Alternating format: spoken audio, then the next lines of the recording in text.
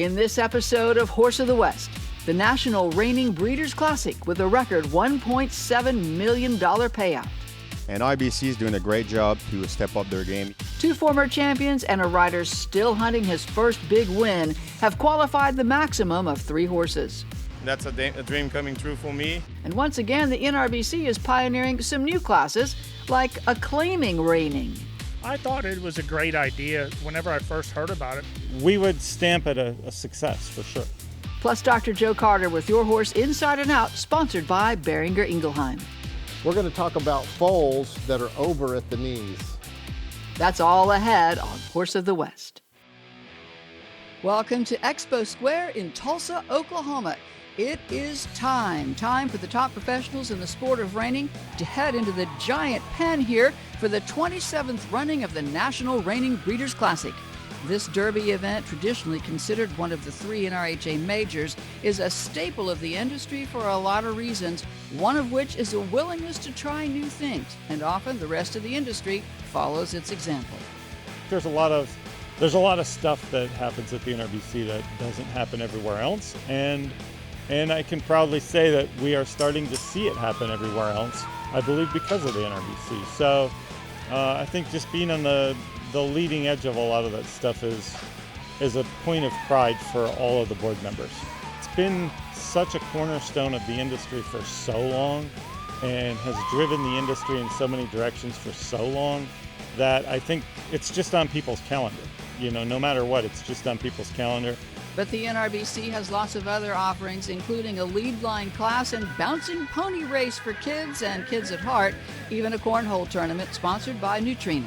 Tom and his son Cade just had to try their hands at that. I don't remember much about it because Cade and I went out in the first round. I think a little bit of overconfidence.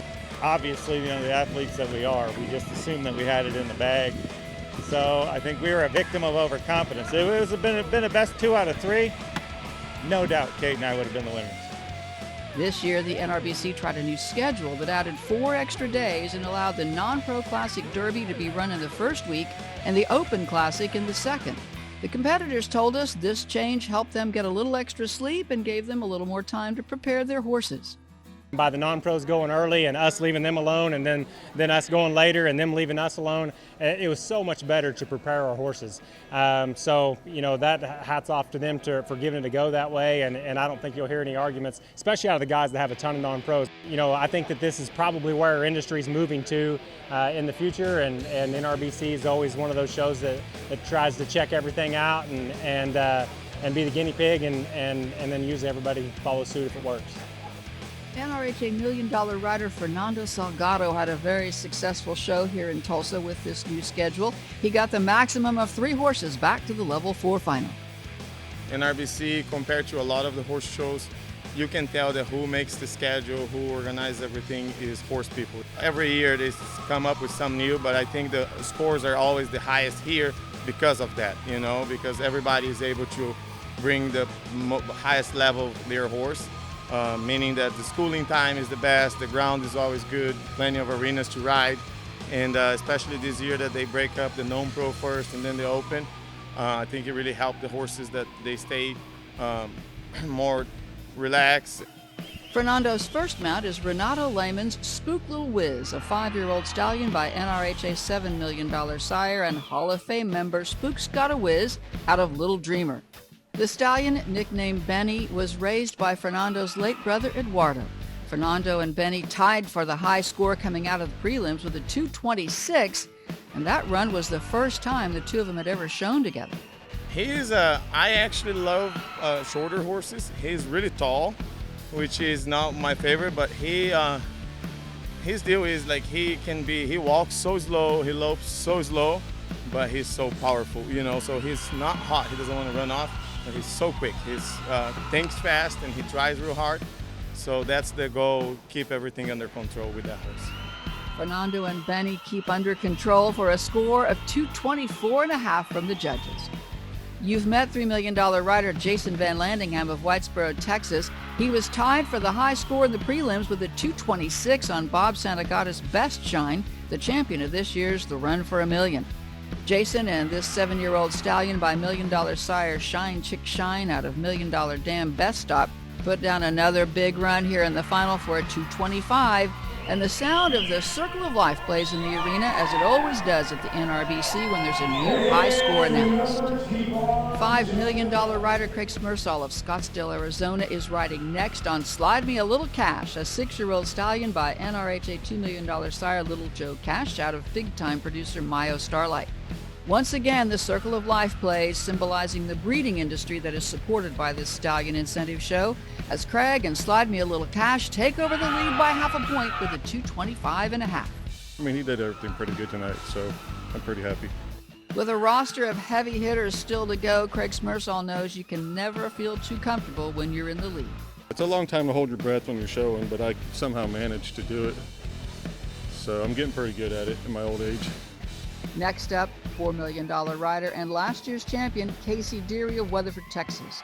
By $10 million sire Magnum Chick Dream out of Gonna Be Custom, this 4-year-old stud is a full brother to Customize My Dream, earner of $225,000 with Casey in the saddle. He's owned by Custom Dreams Brazil and was raised and started by NRHA professional Devin Warren. He's fit me really well. He's a full brother to Customize My Dream that was second at the Reign of Futurity, 2 years ago. So it's just a great family of horses. They fit me well, and Devin does a great job of having them prepared for me. With a 226.5, it is another takeover at first and another replay of the Circle of Life. Fernando Salgado is back on his very own extra Wimped Good by $13 million sire Wimpy's Little Step out of Lovin' Me Good. This 7-year-old stallion is Fernando's second mount of 3. Every rider wants to have 3 in the final, though they know it can be a challenge to get all of them shown. Physically, not only mentally, but also physically to get on. You go there, it's a pump of adrenaline, and you come out and you need to put that behind you, and it's a new horse, and every horse is totally different. So I came out and I almost waste 10 minutes just walking and trotting, and that's the horse, and feel that horse, and to be able to ride that horse to the best way possible. So that's definitely the first time that I have 3 that good in the finals, and it's a goal of mine, but I'm learning. Fernando, who's still hunting his first major title, puts down another big run with Wimpy and is second for now with a 226. Another rider from Scottsdale, here's Gabriel Borges and a 7-year-old son of $3 million sire, a sparkling vintage out of dolled-up gunner named Vinny Gun, owned by Guillermo de Anda Martinez. He's a super physical, talented horse, and he depended on me, to figure him out and be smart on my cues and try to bring horsemanship on a high level to show him and work out. Gabriel and Vinny score another 226 and land in second with Fernando for now, but mainly Gabriel says he is just glad to be here in the final. Yeah, come all the way to Arizona to here and not make the finals would hurt.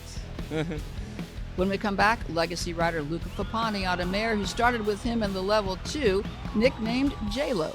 You got a big butt. And Fernando Salgado tells us about his superstitions. My old faithful hat that everybody makes fun of me. Those stories still ahead. Plus Dr. Joe Carter and Your Horse Inside and Out, sponsored by Behringer Ingelheim. Don't write off. Go to virtualhorsehelp.com for interviews and insights from top reining and reined cow horse professionals, and to worldwideslide.com for bi-weekly news coverage of reining around the world, both with completely free access online. Come ride with Virtual Horse Help and Worldwide Slide. NRHA Reiner Magazine, the official publication of the National Reining Horse Association, filled with industry news, along with training tips, in-depth features, and horse health info. Read online at nrha.com.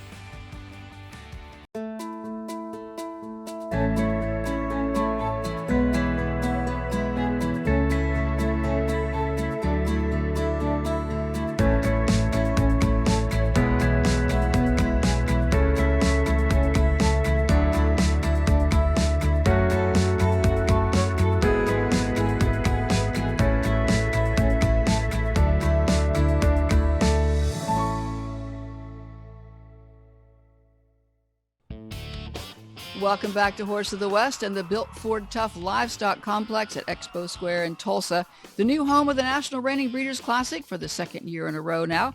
In the Open Classic, last year's champion Casey Deary is leading the charge with a 226.5 aboard Custom Dreams. Next to challenge that lead, one of Casey's assistant trainers and the son of NRHA all-time leading rider Andrea Fapani. Here is Luca Fapani riding a 6-year-old mare named Trashy Dreams by $11 million sire Gonna Trasha out of This Chick's Done Dreamin'. She's called J-Lo for one simple reason. You got a big butt. She's got a ton of sass. Like, she's so kind to you, and then if her food's around or something and she's not getting what she wants, she'll show you that she's not happy about it. But she truly is a wonderful, sweet horse to be around. I love every part of her, and I can't wait to ride her babies. J-Lo, owned by Nyberger Performance Horses, was the first horse put in Luca's string when he started working for the Dearys, and they've come a long way together from scoring a 215.5 in the level 2 last year to making the level 4 final this year with a 224.5 in the prelims. It's one of those special horses that you'll remember the rest of your career because she's learned with me and I've learned with her. I've done a lot of experiments, and she's not been the easiest to figure out, but once we've come together, she's such a joy to ride. Luca and J-Lo show consistency with another 224.5 here in the final. Here's Fernando Salgado once again on his third and final mount, Kristen Kanakazina's Shine On Crazy Diamond. This is a 5-year-old stud by Shine Chick Shine out of Cashing In Diamonds, who came with the name Sid. They say it's bad luck to change, and I look at him and I see Sid, so that's who it is.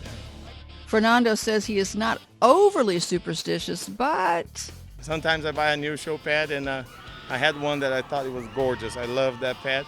I put it on, a horse step out of lead. I was like, okay. I put it again on a different horse, step out of lead. I threw it in the trash. And so when I need a big run, I always go my old faithful hat that everybody makes fun of me.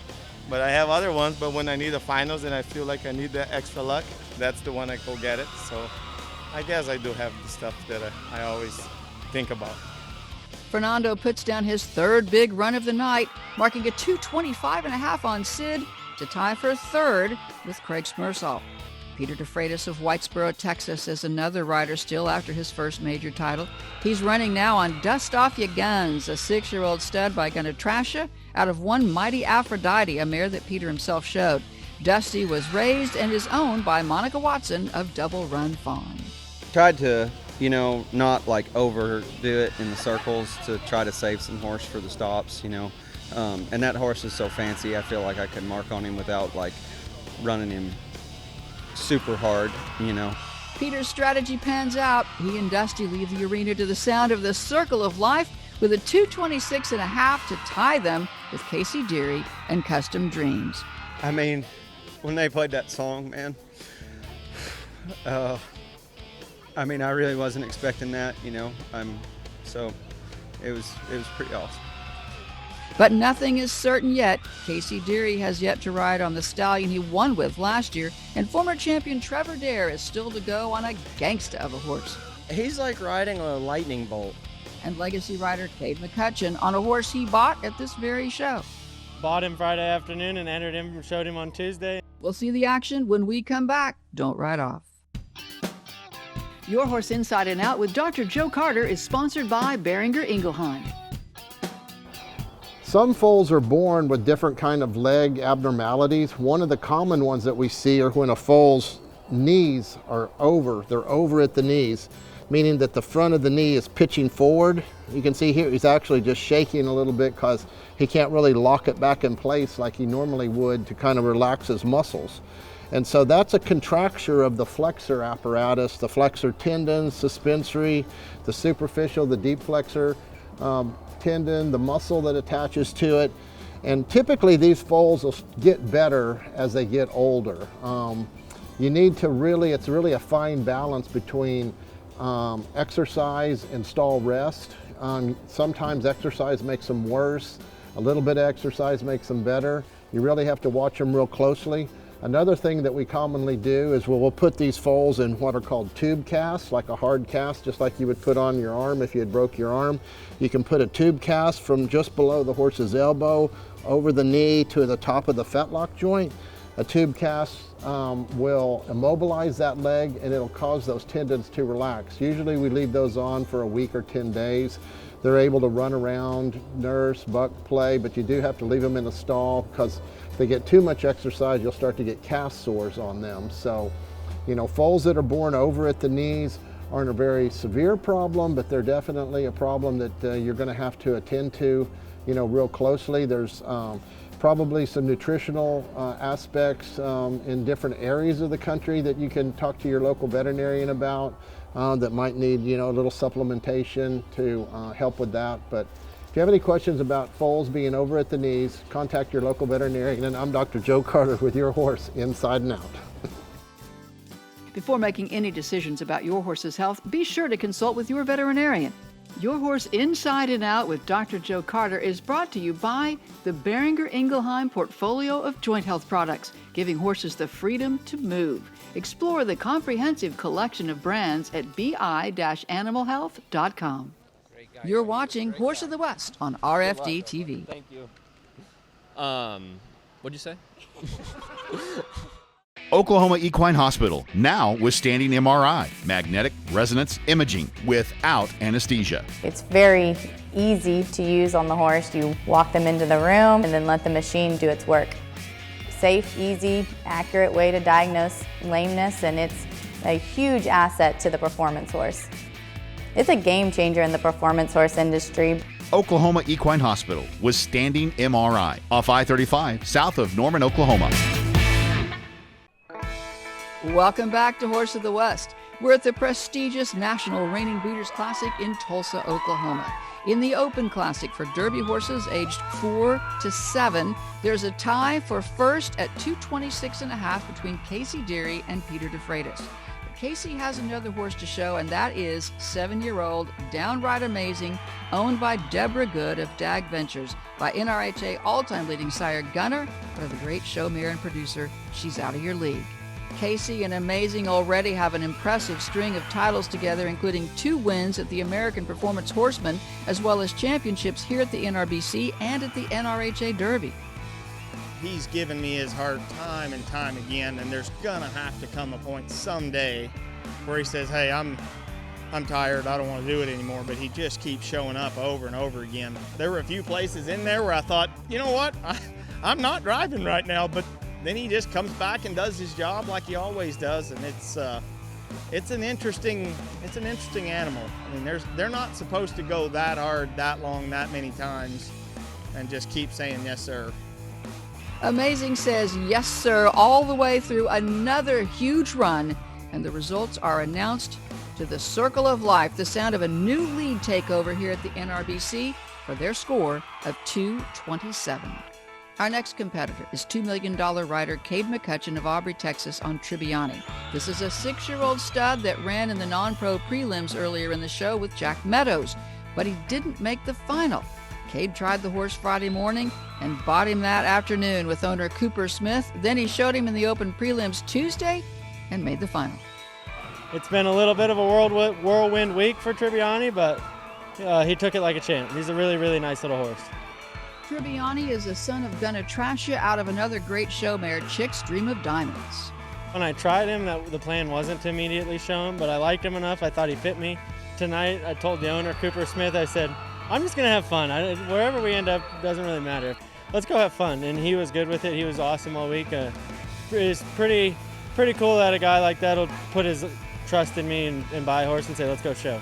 He's a gambler. He's a go-getter, and so am I. So it was a lot of fun to work with him. Cade and Tribbiani slide in with a score of 224. $1 million rider Trevor Dare of Purcell, Oklahoma has won big here before, and he's the last rider to make a go for it on Gangsta 66. This is a 7-year-old stallion by $2 million sire Inferno 66 out of a Russian cat owned by Julio Mora Hernandez. He's kind of like a gangster. But he's cool, he's awesome. There at the ranch, he's gotten real quiet and gentle and everything, and so he's kind of everybody's buddy because he can be so quiet and gentle. but then he can really get powerful also. He's like riding a lightning bolt, which is awesome. That's what we need to be able to score as high as we need to, but it's a little nerve-wracking sometimes. A 2:25.5 puts Trevor and Gangsta in what is now a three-way tie for fourth with Craig Smersall and Fernando Salgado. So, Casey Deary and Downright Amazing are the champions here at the NRBC for the second year in a row. He also picks up a co-reserve championship on Custom Dreams, sharing the title with Peter DeFreitas and Dust Off Ya Guns, meaning Casey's total NRBC final payday exceeds $150,000. But just behind him in the earnings is Fernando Salgado, who finishes with 3 horses in the top 11 for a $73,000 NRBC paycheck. That's a dream coming true for me. I never won a major yet, and I feel like every year I'm getting closer. So that's my biggest goal. But I feel like step by step I'm putting myself close enough. So hopefully one day we will nail it. When we return, we'll take a look at another NRBC first, a claiming reining, where all the horses are up for grabs. You've already heard about an owner willing to gamble on an open horse. Well, he also gambled in the claiming class. It was very exciting. It was very fun to do. You're watching Horse of the West. Be right back. Reining horses, they're like nothing you've ever seen. But you gotta know what you're looking at. Like that right there, we call that a rollback. This right here, now that's a turn. And this right here, well, that's how you can get a little something like this right here. NRHA, this right here is reining. Woo!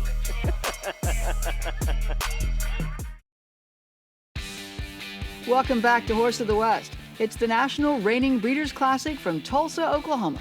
For the first time, the NRBC is offering a $25,000 added claiming reining. Similar to horse racing, anybody can claim any of the entered horses for $40,000. Nobody but the show office will know if a horse has been claimed until it's announced after the horse is run in the class. NRHA $1 million rider Gunny Matheson tied for the high score in the claiming class with a 217.5 on Rowdy and Electric by $4 million sire Jack's Electric Spark out of Salem Rowdy. Gunny and owner Ruben Van Dorp decided to enter this horse in the claiming class because she was already for sale. Plus, the odds for winning money here are a lot higher than they were for Gunny in the Open Classic final. That's part of the gamesmanship with the claiming classes.